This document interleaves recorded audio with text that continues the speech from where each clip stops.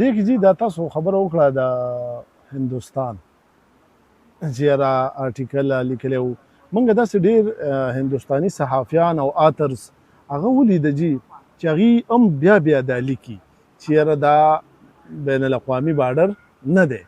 هسې د دغې په شا د انډیا څه مقاصد کېدی شي انډیا غواړي چې پاکستان کې د ګډوډ وي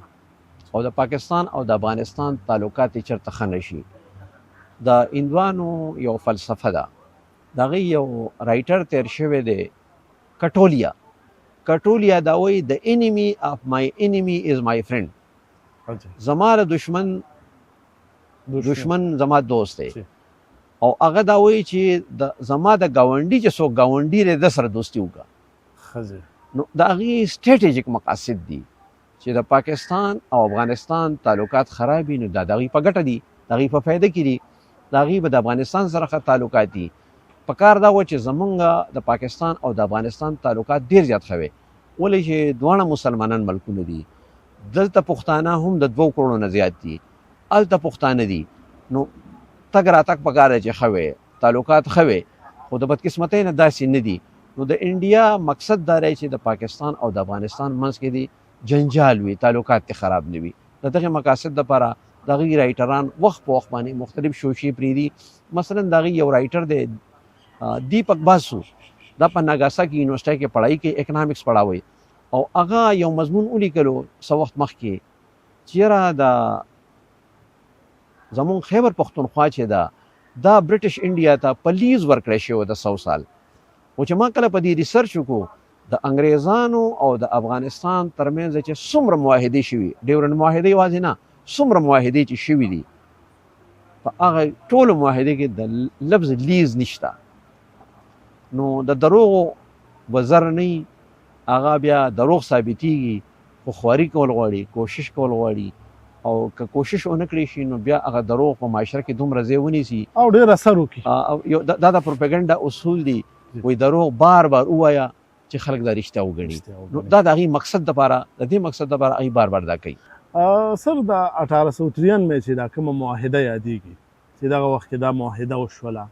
اصل کې د دې څه بیکګراونډ دی یا دې کې بیا وروسته څه وشو او دا خبره څنګه ده چې دا کوم خلکو ته کېږي؟ یاره جي داسې وشوه چې د دې معاهدې دپاره انګریزانو افغانستان ته ریکویسټ نه وکړی، بلکې امیر عبدالرحمن انګریزانو ته 4 پیرې ولیکل چې زما سره دا بارډر تاسو معلوم کړئ چې د برټش انډیا او د افغانستان پوله کمه ده. اول ځل امیر عبدالرحمن چې کله انګریزانو ته ولیکل نو هغې جواب ورنکړو، د په 2م ځل باندې بیا خط ولېږو. نو انګریزانو ورته جنرال رابرټ مقرر کړو چې جنرال رابرټ به درشي، تاسو سره به خبرې اترې وکړي، دا معاهده به وشي او پوله به معلوم کړی شي. امیر عبدالرحمن جنرال رابرټ نه خوښو، ولې چې هغه د سیکنډ انګلو افغان وار کې هغه یو اکټیو رول ادا کړی و، نو هغې دی بدي شو.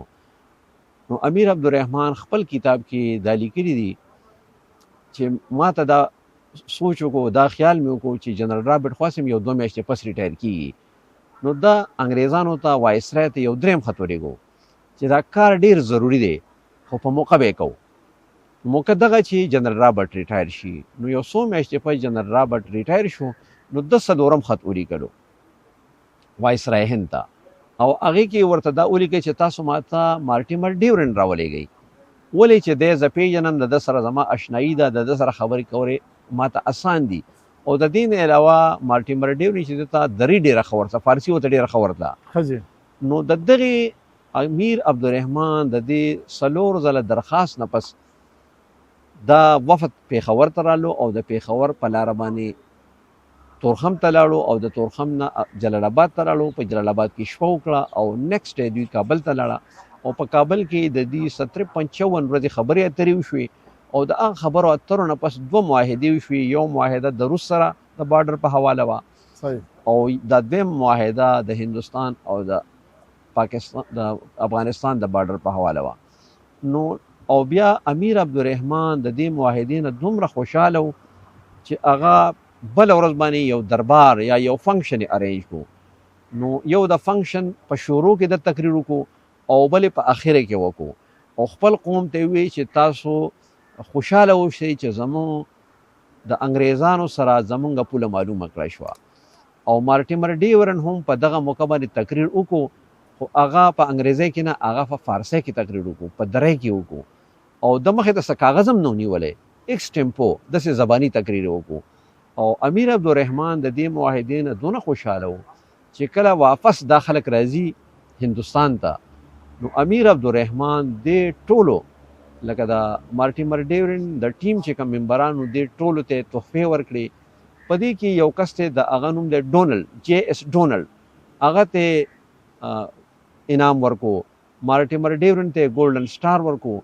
او دغه خلکو ته 33,000 روپۍ په دغه وخت کې ورکړه وی دا خرچه ده نو مارټیمر ډیورن په خپل یاداشت کې لیکي زه ډیر حیران وم ډیر پریشان وم چې دای څه وکړه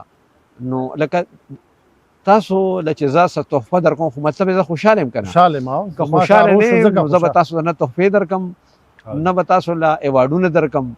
نو امیر عبدالرحمن ته ډیر زیات خوشاله و او د هغې نه پس بیا نور د افغانستان چې کوم حکمرانانو هغه هم خوشاله و دا د پاکستان جوړېدو نه پس دا مسله شروع شوه څوک وایي 100 ساله ده څوک وایي نه ده څوک وایي دا علاقې ته اخیستې شوې دا نه ده نو دا چې کله پاکستان جوړېدو نو مسله جوړ شو د افغانستان دا خیال و چې انګریزان ځي نو خیبر پښتونخوا به موږ ته میلاو شي افغانستان ته میلاو شي چې میلاو نه شوه نو بیا دا مسله ته جوړه شوه خځې یعنی په دغه کومه معاهده چې ودې کې دا نه لیکلی شوي چې 100 کالو دپاره دا دي او 100 نه پس بیا نه چې دې معاهدې که مونږ آرټیکل 2 او 3 وګورو نو په هغه کې دا وایي چې افغانستان will at no time interfere on this side of the border and the British India will not interfere and at no time on that side of the border نو د no time مطلب یو صدی نه ده زر کال نه دي 200 کال نه دي 500 کال نه دي دا یو دایمي معاهده ده د دې نه علاوه افغانستان دا وایي چې دا معاهده مونږ په 1949 کې ختمه کړې ده